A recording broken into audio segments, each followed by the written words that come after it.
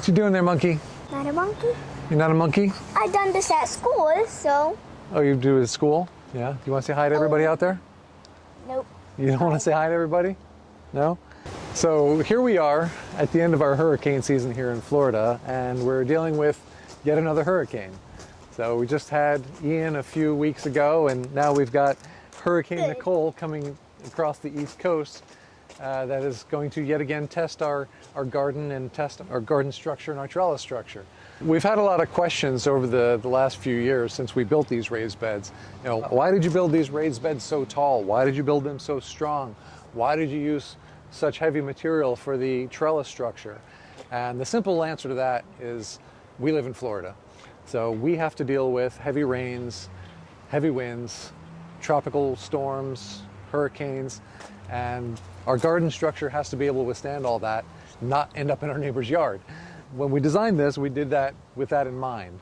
We built it nice and tall to help protect the small plants from the winds. We used the heavy poles to create a structure above that will be able to hold on to the plants with the wind blowing. You know, Regine uses the strings to create the trellis for the plants to grow up, and it's attached directly to the poles. So everything here can withstand some very heavy winds. The raised beds are nice and tall so that we could build them up and have good drainage from the level of the soil down out of the raised beds. And then we have drainage down here through the walkways so that when the water comes out of the raised beds, it can be transferred down through the drainage all the way into the pond.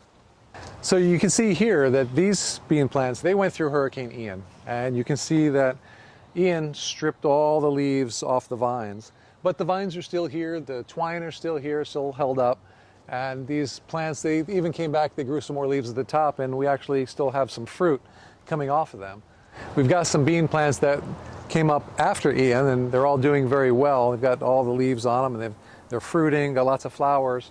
We're hoping that these are going to make it through Hurricane Nicole now, but we'll have to see what happens. So here you see we've got a bunch of cucumbers that we started. These were planted September 20th, so they're about 6 weeks in.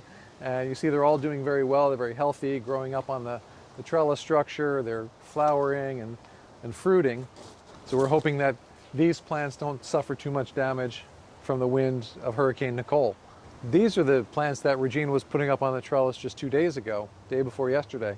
You know, yes, they were down here, and you see now they're growing halfway up the trellis. Some of them are reaching all the way up to the top of the trellis already. See, the leaves are very young and tender, so we're a little bit nervous about how the winds from this next hurricane or tropical storm are going to affect these plants. Hopefully, the raised beds will protect the leaves down low here, and because there's not a whole lot of leaves up top, they won't suffer too much. And here you can see the hyacinth beans. These plants right here went through Ian. You can see how Ian kind of stripped the leaves off the plants. These came in a little bit later over here. They've got a lot more leaves and a lot more fruit on them. And then the purple hyacinth beans, they've done pretty well. So these bitter melons, however, being on the outside of the trellis structure and having a lot of leaves, you see it kind of creates a very dense wall of vegetation. So depending on which way the wind's coming, how that wind is going to affect these plants here. They're all trellised up the same way with the twine, but you see we've got quite a bit of fruit up here. We don't want to lose these fruits or these plants if it can be avoided, but there's not much we're going to be able to do except wait and hope. We planted some cool weather leafy greens, not vining vegetables, so these are all shorter profile. They're not very old. They're down below the level of our raised beds, so we're not concerned really about the wind affecting those plants. We're a little bit concerned about the rain. We're supposed to get 2 to 3 inches of rain, but hopefully having the raised beds and a proper drainage will allow these plants to drain off and not flood them. You can see on the other side there, we've got the tomatoes still relatively small, set up to go up on the twine for the trellis. And on this side, we did have the beans, some long beans here. We just easily cut all the twine and take all the plants out and put them right in the composter, and it leaves this nice and open for us to access and maintain the garden. Another advantage of the trellis system is we can easily hang up this shade cloth that we use, especially when we're growing the leafy greens, to protect them from the sun. As you can see, we're starting to get some rain here already. The storm is on its way. It's Wednesday afternoon. We expect the storm to come through on Thursday morning, tomorrow morning.